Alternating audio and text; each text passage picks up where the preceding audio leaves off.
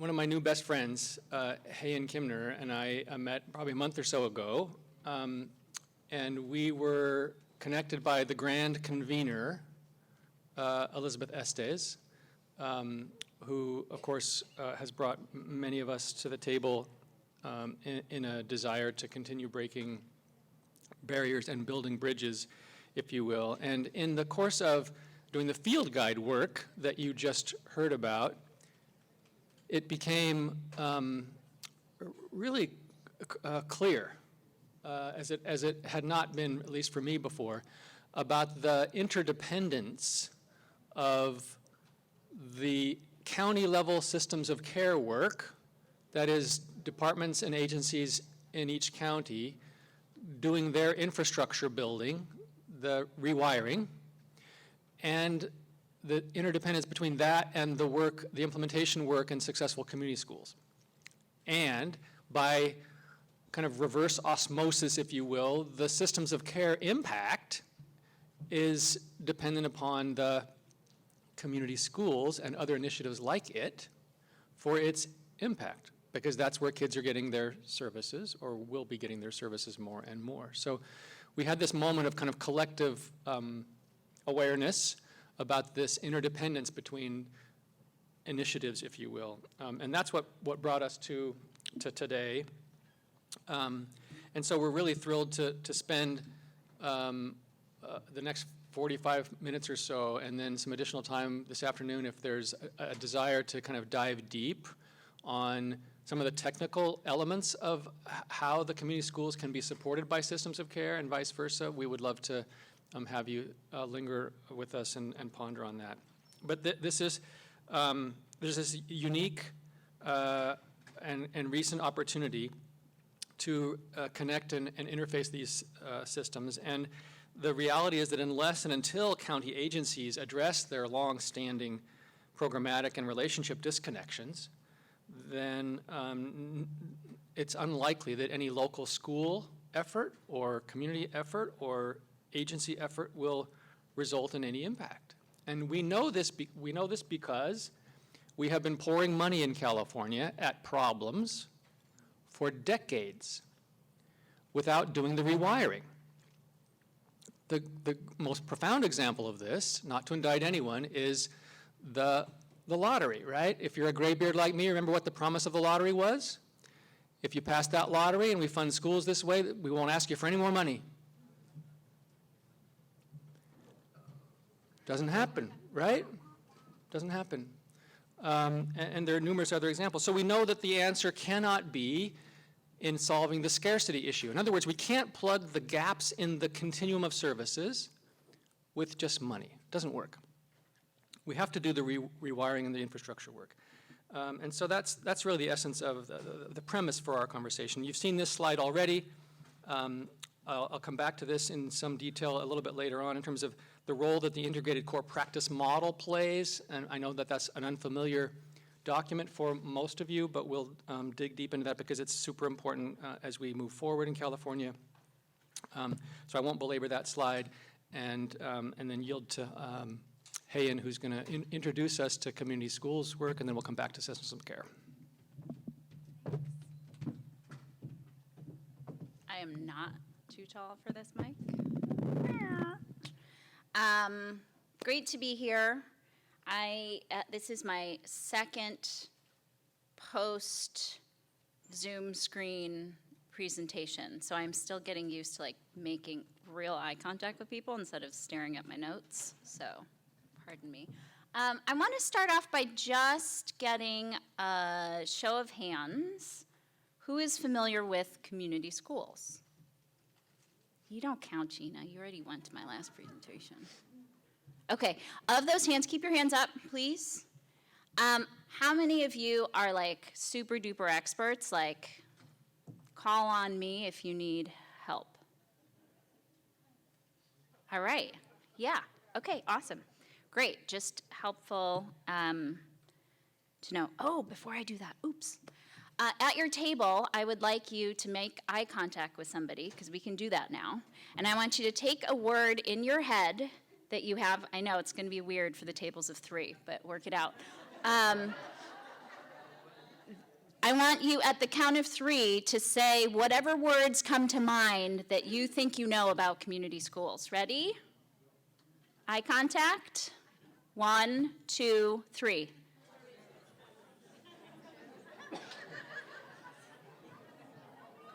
Okay, that's good. Lots of laughing. All right, this is fantastic. Okay. Because I thought I was going to actually be able to hear what folks were saying, it didn't really work out. But can somebody shout out a couple of the words that you spewed to your table partner? Diverse. Awesome. Collaboration. Yes. Somebody on that side, because this side's winning. Resources, family engagement. 2 more. Alignment. Ah. Anybody else? Come on, Kiara. Wraparound support. All right, she knows where I'm going with this. All right.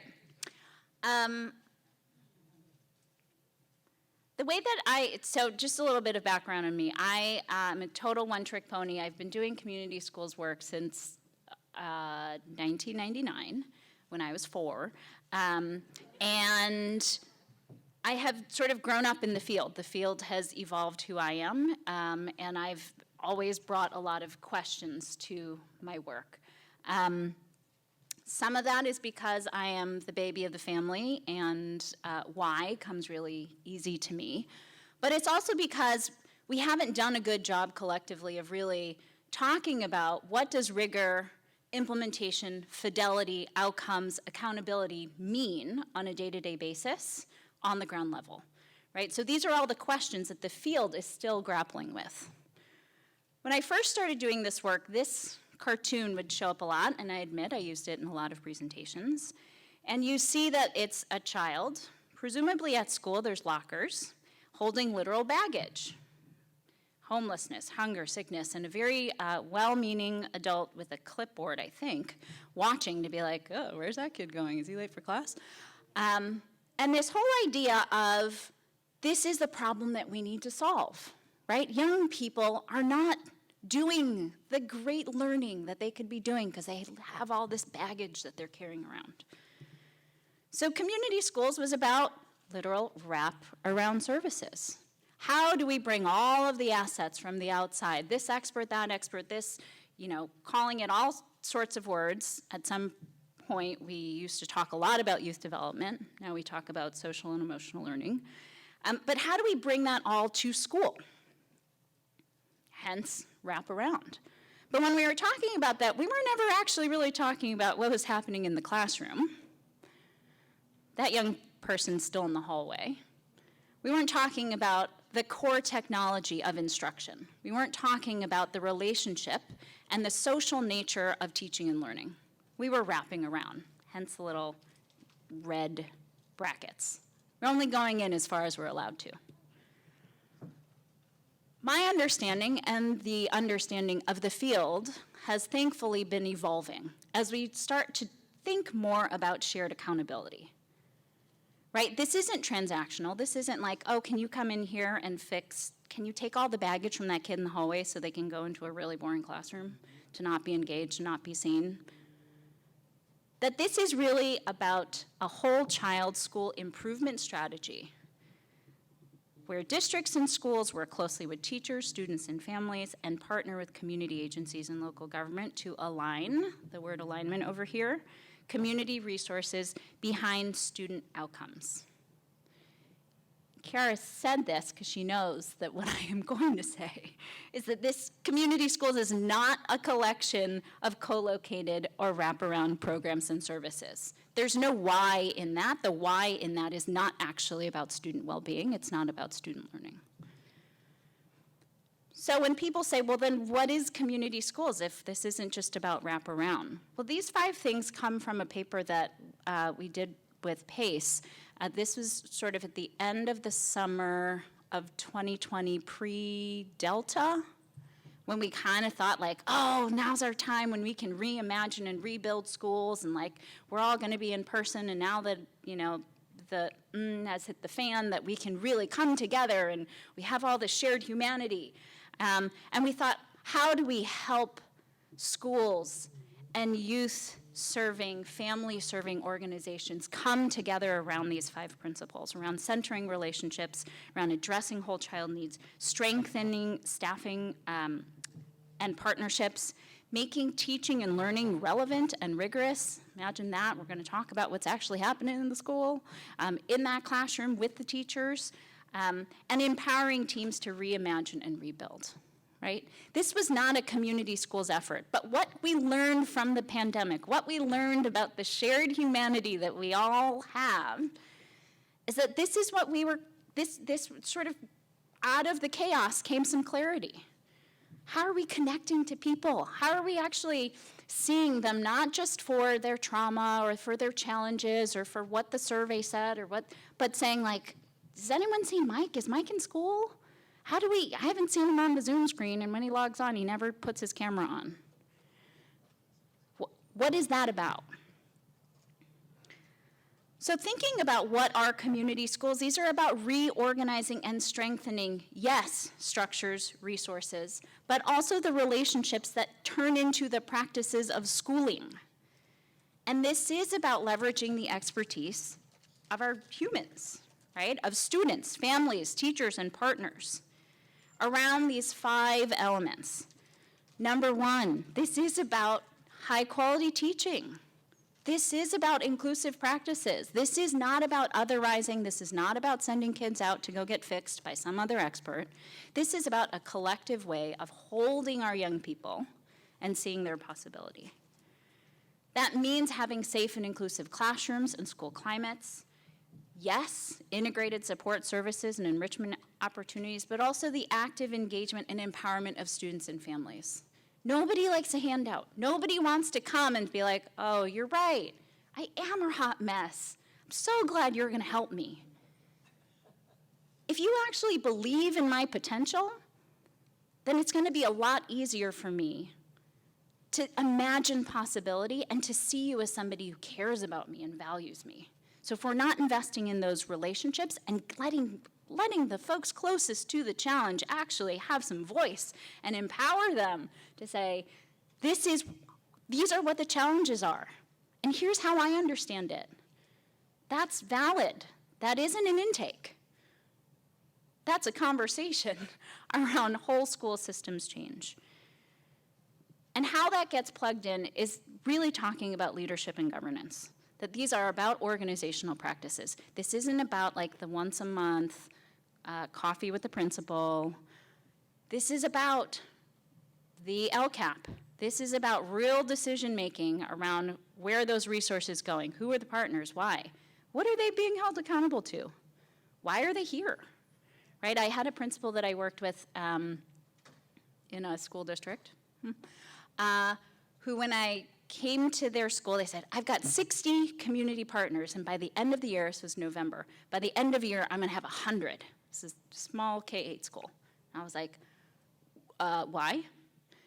And he looked at me like I was crazy, because obviously I'm the community school person. I'm gonna be like, oh my God, that's amazing, you're the best partner school principal in the world. But they're without any intentionality, without really thinking about what does that mean in terms of decision-making, governance? Who wants these folks here? What are they doing? How does this fit into what the needs are of your school?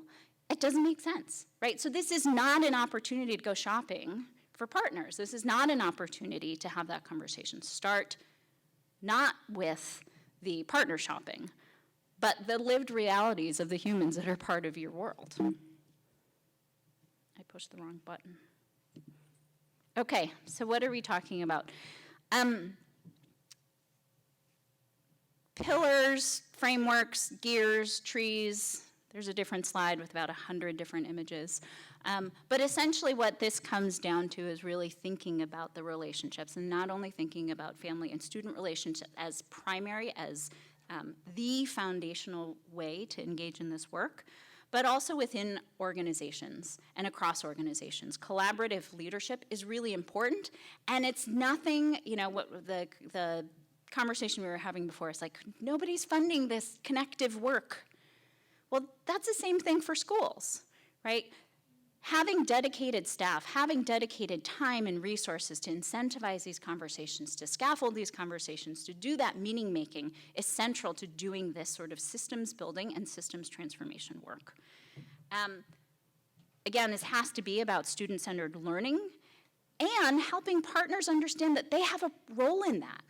Partners have a role in understanding what is happening and what to look for in instructional rounds, even though that might not be their expertise, even though they might not know how to scope and sequence their way out of anything, right? They are there to actually know the experiences that our young people are having. And then also the integrated student and teacher supports. Now, we all know that young people are struggling, and the people that take care of them are also struggling too. We've talked for decades about a teacher shortage in California. We've talked about how there isn't diversity in our teacher pipeline, and it's real bad right now. And if we're not taking care of each other to be relationship-centered and student-centered, we are not looking upstream, and we have to do a better job of looking upstream. When we talk about effective community school implementation, I just want to underscore the second piece here. This is about partnership. And again, it's a partnership around an integrated focus around student success. So yes, academics, yes, health and social services, yes, youth and community development, yes, community engagement. It's really, all of those have different actors and funding systems, hence the first iteration of an integrated field guide. But you have to start creating those relationships in order to create a shared language. Another question is, well, then whose job is it? Because, you know, that's what I hear a lot in schools. Well, that's not my job. Well, how do we rethink this in terms of the shared accountability of the entire educational ecosystem to meet students' needs? And back to that dedicated staff person, that community school coordinator. And the function of a community school coordinator is that dedicated staff to support collaboration, coordination, and alignment. They are the chief of staff. They are the person that holds that constructive tension for leaders across organizations, for the principal, for the ED of the partnering CBO, to say, like, we can have this conversation because we really need to. Somebody has to hold that responsibility. And their work is, at least now, because next year we'll have fixed it all, right? Cobbling together this patchwork, trying to figure out how do I get this to move this to make this happen so that it's seamless. Should not be the responsibility of school sites to have to braid and blend. If we can't, as the people in this room and the folks a couple of miles down can't figure out how to braid and blend, it's kind of mean to make the people that are on the ground who don't have that job to do that. So, but in the meantime, how do we support these community school coordinators to be effective? So the California Community Schools Partnership Program, which is both like super, super exciting for a community schools nerd like me, as well as absolutely terrifying, is that we have $3 billion to make our case. We have $3 billion that the legislature has put in front of us to say, okay, you're gonna align everything and make things better through collaboration and communication and systems, and you're gonna make sense of all of this stuff, right?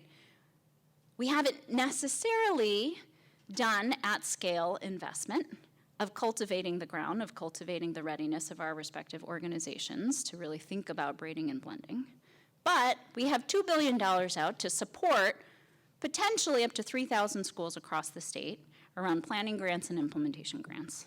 And because now we're hip to knowing that capacity building matters, an investment in actual technical assistance infrastructure. The footnote there is that a lot of these new funding streams also have technical assistance infrastructures, so then it's really funny when you've got fragmented technical assistance infrastructures to all talk about whole child, right? Now it's everybody's job.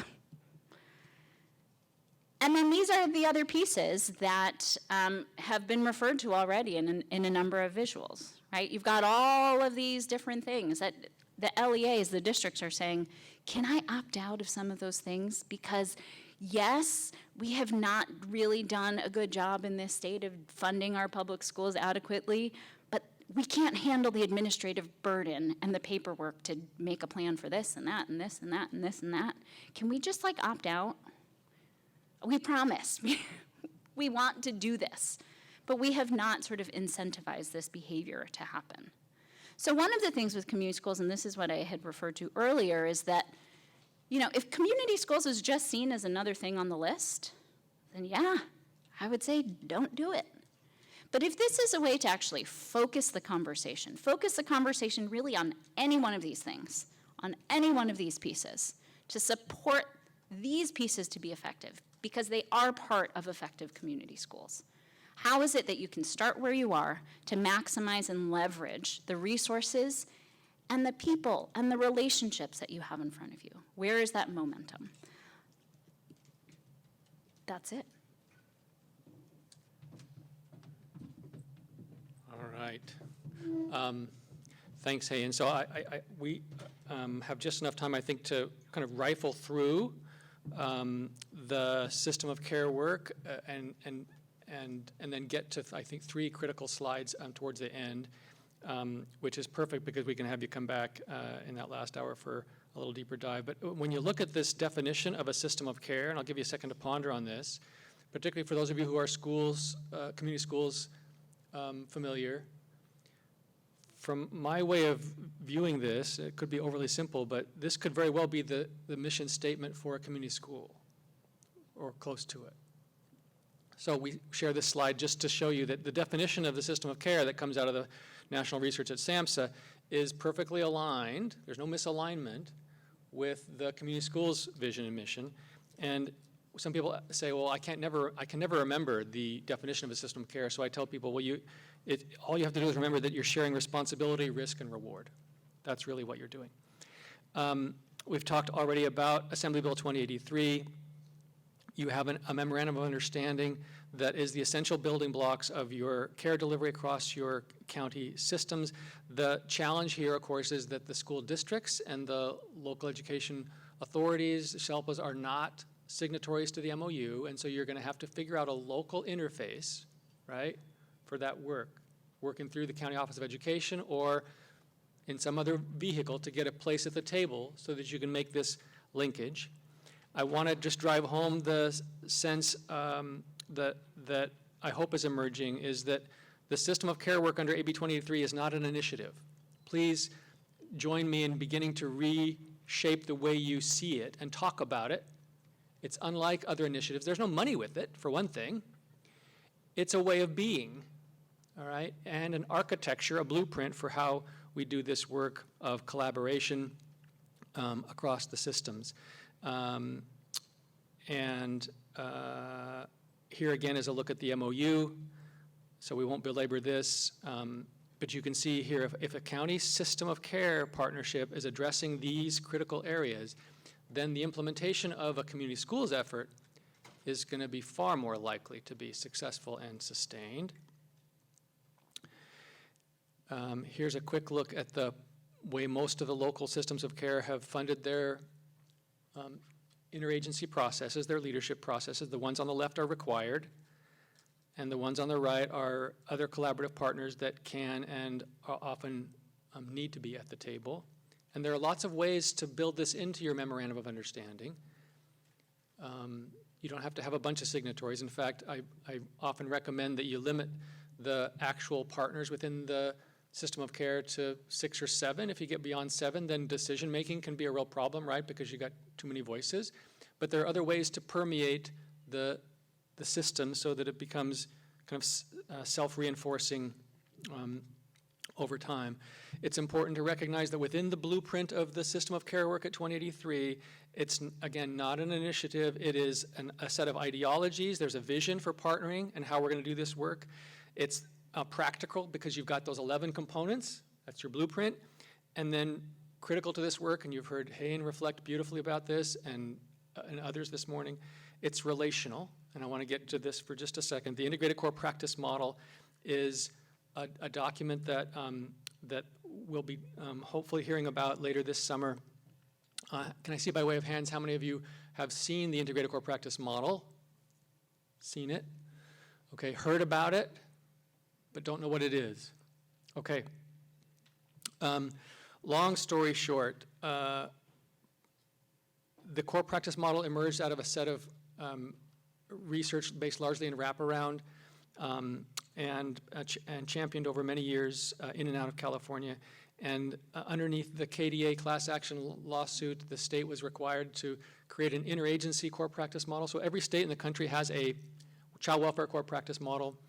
And California became one of the only jurisdictions with a multi-agency practice model in 2018. And in the last 2.5 years, pandemic be damned, so to speak, we have engaged stakeholders in education and special education, regional centers, experts in intellectual and developmental disabilities, tribal subject matter experts and service providers, community providers in the short-term residential treatment programs and foster family agencies, youth and parents, largely in the foster care and children's mental health systems, and family resource centers in the prevention community.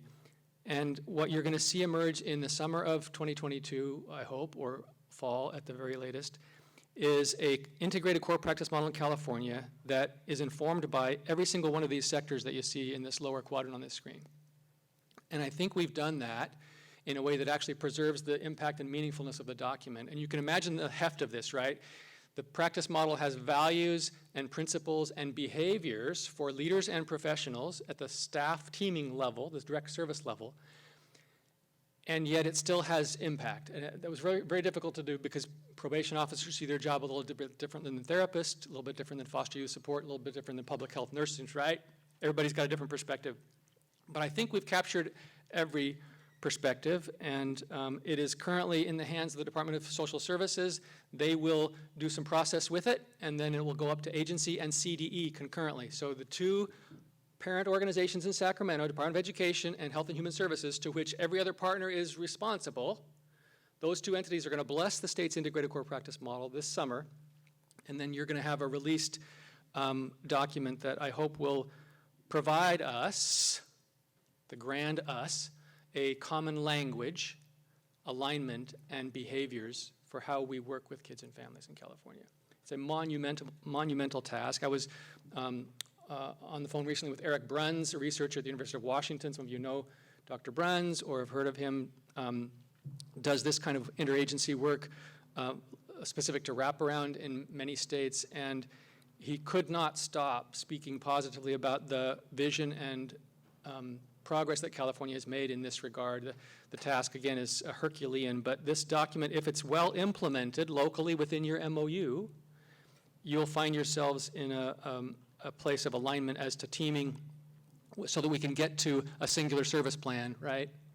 And stop confusing families when they need services from lots of other places. Think about the goals of a community school, those of you who know them, and then look at these outcomes from system of care. This comes from 35 years of research on interagency work, both nationally and within California. Some of you are in authentic, fully endowed systems of care here in California, so you know what these outcomes mean. But these goals are very similar to or identical to the kinds of goals that community schools are driving us toward, right? So you can see the concreteness now of the effort to do implementation within a large system of care architecture is why pursue a separate set of goals when we already have a commonality, right? Think about, for instance, your budgets. Those of you who know how you're funded in education, if you had a 10% increase in school attendance, what that would do for your local school budget, right? It would be remarkable. That's a lot of money in many districts.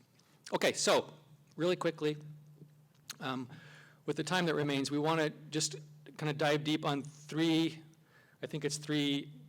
foundational areas of the work necessary to support implementation of community schools.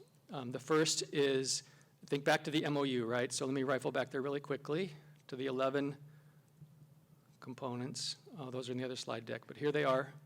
Here, one of them, of course, is information sharing. And so the imperative here is that absent a more timely, fluid, seamless way of communicating about the people we're trying to serve, we'll experience continued delays in care coordination and a misalignment of our services, which is honestly the root cause of much of the disengagement and failure of care. It's the fact that we can't talk about our kids without their authorization or their caregiver's authorization. This is a highly prescriptive area. It drives us all a little bit crazy, or a lot crazy. And while a singular release of information is being beta tested in a couple of counties, I know we have Tuolumne here with us today. They're very close. They've been doing some beta testing, as you heard Calaveras as well. Nevada County has been using a singular release of information across its systems of care for a couple of months now, very small numbers in Nevada, but they're learning as well. The state is pushing towards a singular release of information, but you can imagine the gargantuan task that is to do that. And what I want to say is the workaround to that is get your attorneys in the room and don't let them come out until they're settled on a workaround. And what that workaround would be is, if you go back to the 2083 MOU, you just invite them to align their language, and you put that language in the MOU. Now, the state's tried to endow this a little bit with 2083, but some of you who are familiar with 2083 know that there's this vague language about ILT members can communicate about kids in the system. It was intended for them to be able to break down barriers here, but the language falls way short of being what's needed, right? Because the ILT actually in most counties doesn't even talk about the kids. They're talking about system issues and policy, right? So it's a good intention, but it leaves us still with no tool. So what you have to do is build the tool locally again. Not fair, not right, but that's where we are. So get your lawyers together and find language that works. And you may have to, I'll just say my bias here, I'm not an attorney, I don't dispense legal advice, but there's a fair amount of literature that suggests we have overweighted privacy law in this country for 25 years, ever since HIPAA. And we do a lot of things now in our world under a false belief that we can't share information on certain things with certain organizations without a release of information, and it's patently false. And so we have to confront that. So bring into those conversations information that will support your attorneys in understanding deeper. Now, the folks in, I don't want to digress on this too much, but it's a passion of mine. The folks in Washington have been spending the last 2.5 years trying to figure out how to adjust HIPAA, because they're acknowledging that this very fact exists. And they took 6 months worth of stakeholder input from across the country. I hope that when HIPAA is updated later this year, if the feds get around to it, that you'll see a significant softening of the language around care coordination, because we don't have ambulance drivers that drive up to emergency rooms, and when the triage nurse comes out to ask the ambulance driver, well, tell me about Richard, the ambulance driver doesn't say, well, I don't know, I can't because he didn't authorize it, you ask him. Right? We don't do that. But we do it in most of our worlds. So that's enough on implementation interdependence, number one. Number two, uniform service planning. You know that there are multiple plans, right? Every time a kid comes in a new door, we write a new plan. And there are rules that say you have to have that. And we need to challenge ourselves, and the intent of Assembly Bill 2083 is to challenge that notion. And I know a couple of you have been in counties historically where you had made progress towards a uniform service plan. Placer had one years ago. There are challenges around it, but I would love to visit with you offline. If you wanted to make the jump into a uniform service plan, I think it's worth the effort. Until we get to a singular plan for kids, we're going to have this challenge of coordinated care. And then finally, the third implementation interdependence is around sharing of resources. We've talked about this already, but if we get stuck in these cyclic trends without figuring out the long-term sustainable supports, then we're in a death spiral. We have to be able to figure out how to put new programs that come with well-intended legislative action into existing architecture in such a way that we can maximize Medi-Cal, we maximize the Mental Health Services Act, the state foster care monies, all of those resources. The bottom line here, and people hate it when I say this, but we operate and live in the richest state in the country when it comes to kids and family services, not necessarily on a per capita basis, but other states drool over the Mental Health Services Act, First 5, state foster. Some states do not have state foster care money at all, so they live with 4E and 4B, and that's it. State does nothing. California pours millions into foster care, okay? LCAP, another example, states don't have local control funding formulas that give you the flexibility locally to use those dollars the way you want to. All of that flexibility and the richness should make it easy, right? But again, with each of those allocations comes a prescriptiveness that you have to fight through locally, because the state's not going to figure it out. They're not going to do it. I'm just telling you. We got to do it locally. That's where you know your kids best and your family's best, and where the requisite changes will happen most effectively. So here's I think making the connection and trying to sum up here a little bit. Your interagency leadership team is the governing body of the system of care, and you need to figure out a way to connect the LEAs and their work into that. And particularly in a county where your LEAs might struggle in their relationship with the county office, because some of you are in counties where that's true, right? Politics are politics. Fight through it. Stop blaming and shaming, and get in the sandbox together. And if forgiveness is necessary on a relational basis, then ask for forgiveness and take your toys with you when you do that. The county mental health plans are understaffed right now, just like you are in schools and in foster care. They're struggling on many fronts, but they are the centerpiece of a system of care work. They hold that Medi-Cal piece, the specialty mental health services piece, and they are your conduit to CalAIM, which will hypothetically revolutionize us in getting to social determinants of health and a long-term impact. And then finally, just use that system of care team, if you can, to connect all your services within the planning process so that you don't end up in a community schools planning process where you're absent the supports you need from the county health and human services agency. That'll leave you on an island, right, and really minimize the impact of your implementation work going forward. Hayin, final thoughts or reflections at this point? Okay. I think we're going to dispense with questions now and come back in that last deep dive. And please come prepared with your technical questions. We will hang around. If you want to start to explore any of those aspects in great detail, we'd be happy to work on solutions with you all. Thanks a bunch.